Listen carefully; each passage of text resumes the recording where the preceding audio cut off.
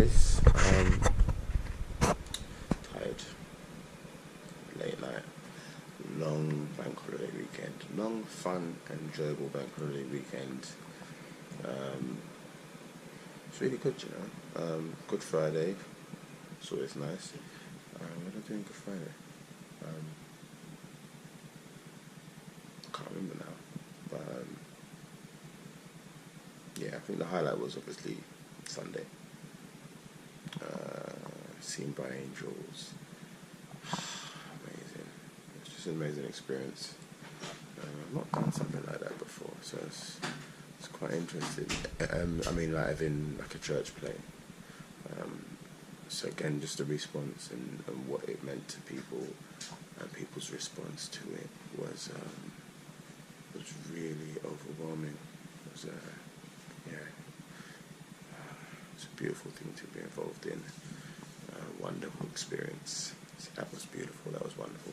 And then obviously I had my daughter with me this weekend, and for the bank holiday.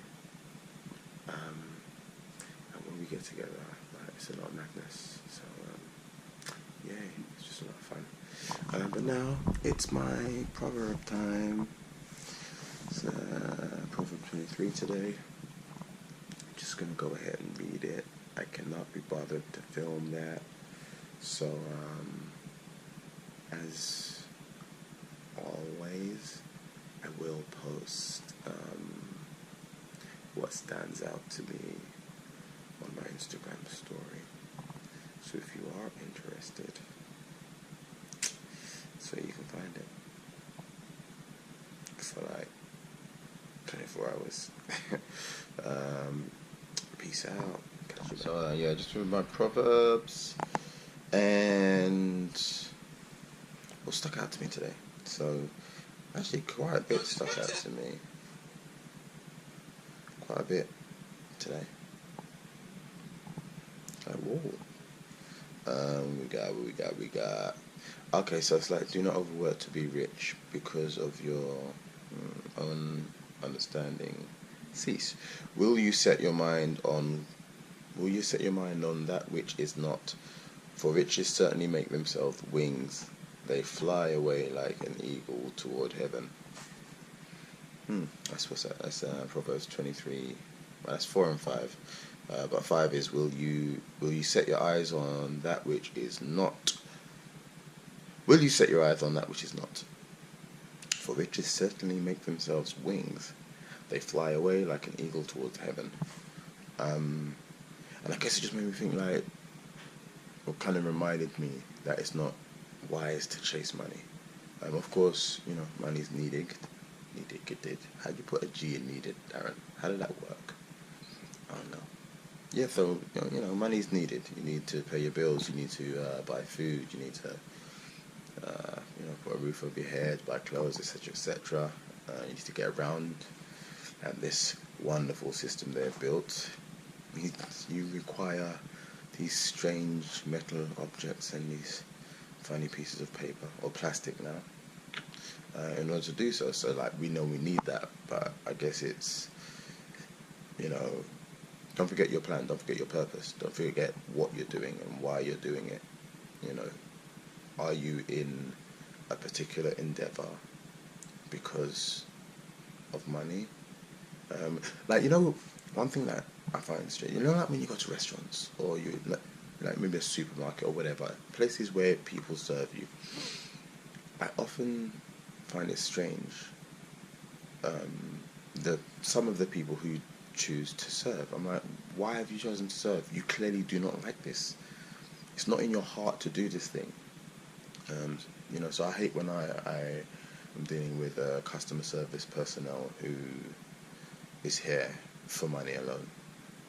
So just have the right reason for doing things. And yeah, of course, you know, aspire to greatness, aspire to financial freedom and all of that good stuff. But let's be mindful about just your motive, you know, because oftentimes it can lead you astray. And then you can find yourself doing things that you wouldn't do for for money, for chasing of money. Often misquoted, money is not evil, but the love of money, I guess, is evil. I think that's written in the Bible somewhere, if I recall correctly. So yeah, just kind of be mindful. Maybe just reminded me that we got to make sure we're on purpose, we're on plan. Whose plan? His plan, God's plan, Jesus' plan. Yeah. Proverbs 23:12. Apply your heart to instruction and your ears to words of knowledge. It's like, yo, and that's also a really good reminder. We're not. I mean, I mean, I seek knowledge. So you know, when I was in school, I didn't really think I was a clever lad because teachers wanted me to do it their way. But what I come to realize is that actually I'm quite intelligent and I do soak up knowledge. I can learn. I'm a very quick learner, actually. Um, and it just, again, made me look at, or made me more aware of my desire for correct instructions. Like I like to know what I'm supposed to be doing. So if I'm learning something, it's like, how does that go? What is that process? Uh, what are the instructions? I know a lot of men, or apparently there's a stereotype that men like to throw away the manual and just get their hands in. And I do have my fair share of that, but it's good to seek good instructions, you know. And I think so this is what stuck out for me with that is apply your heart to instruction, cool, and your ears to words of knowledge. A lot of people don't want to listen to knowledge. So when people have taken time to really, study something or learn something, master something, it's good to kind of, seek their knowledge, gain their knowledge, because you kind of shorten the learning curve. Yeah, you don't need to make certain mistakes because their knowledge can guide you past that waste of time. I think of children of Israel and how long they were walking around, fake children. Is that right? Is that the right term? Anyway, the Israelites, just how long they were walking around in that wilderness, and did they need to be walking for that long? And if they heeded the instructions, and what would that journey have been like? How long would it have been, actually? I don't know. So yeah, that kind of stuck out to me there. And then we have Proverbs 23. Yeah, 23. Buy the truth and do not sell it. Also wisdom and understanding. No, also wisdom and instruction and understanding. So again, it's like wisdom, instruction. But let's throw on top of that some understanding, which is perfect. It's like, I mean, if we just look like literally when it comes to like finances, people be spending money on a lot of stuff. Like people buy things they like, buy things they desire, and whatever. They find a use for it or an intended. Damn, what are you talking about? Anyway, we used to be spend money on stuff. Some people it's makeup, and some it's lots and lots of food. Some of us like gadgets. Guilty. And these things cost us money. But oftentimes, the truth doesn't actually cost you anything. It's interesting. Like we will spend loads of money on stuff. Like we will spend money on big cars and expensive clothes. Like recently, become a fan of nice underwear. And I remember a time that I would never spend the kind of money I spend on underwear now. I'm like, yo, that's underwear. Ain't nobody gonna see it. But we're spending money that we work hard for. Buying the truth doesn't cost us anything. Well, sometimes I guess it might do, but not as much as we spend. But we find reasons not to buy the truth, so to speak. Buy the truth and do not sell it. Do not sell out. Once you know the truth, my friend, hold on to it. share it. Don't sell it. Don't sell out. Um, and wisdom and understanding and instruction. I think these things all go hand in hand. Essentially, it made me think of how important it is. The truth, wisdom, instruction, understanding. Even more so, because like, okay, you've got this wisdom now, and here are these instructions, but do you understand it? And off you go. Do you know what I mean? You don't even understand. Take time to really work it out. Know what's going on. And then what did we have? We had, let your father and your mother be glad, and let her who bore you rejoice. And this one really touched me. My mother passed away a couple of years ago. She died January 2017. Yesterday would have been her birthday as well. No, not yesterday. Sunday, 21st. She would have been 60. And I thought, for the first time in life, I considered how old was my mother when I was born. She was 18. Single parent. The fathers of that era, I shouldn't say all of them, but a lot of them, left a desire. Lacking. Certainly mine is. Anyway, a whole different sermon. But my amazing mother, who gave birth to me when she was 18. Yeah.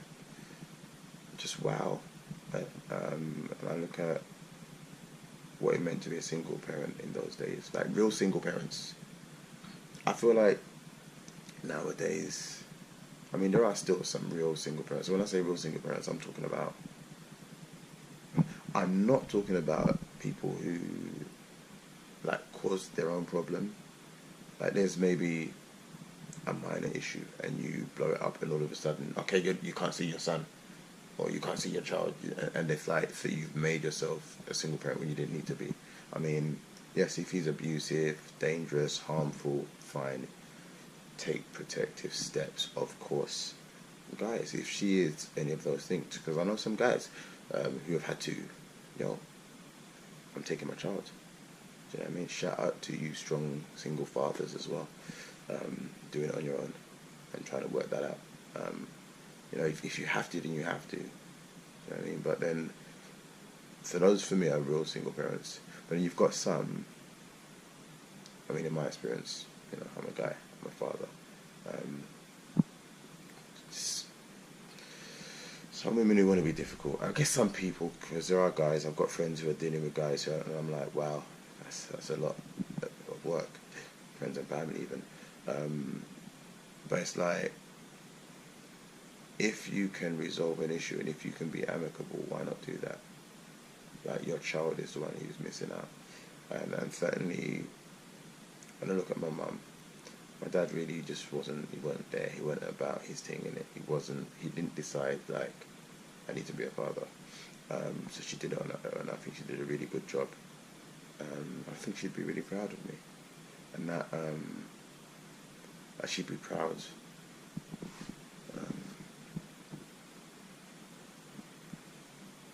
I'm just trying to get the scripture back.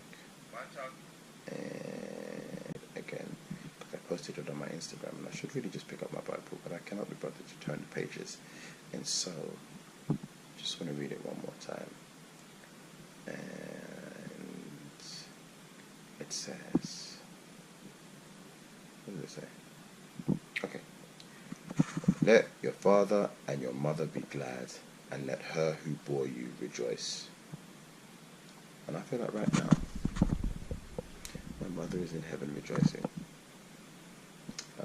So yeah, that is what I saw in Proverbs this morning. Proverbs 23 on the 23rd of April 2019. Nice one.